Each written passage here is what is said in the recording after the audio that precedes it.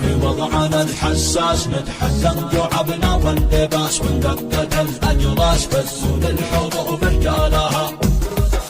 تهدم البيت راس ثوب الخصم في خط التماس الله كم بالراس وعظم في الوضع بفعالها نظر يا من حراس ما نرضى لها بالانتقاش شجعان ما تنقاس ودم ما يكاد طالها لا شديد الباس دم يزيدنا عزم وحماس على الضوافر داس كم دب العدا وارتالها والقايد النبراس بو شامخ اسد ما له مقاس فوق الحيود دم الاسباب من طبات جبالها يا شعبنا لا باس يوم الحسم قرب والاساس نستأصل الانقاس من ارضي ونحيا مالها يا جيش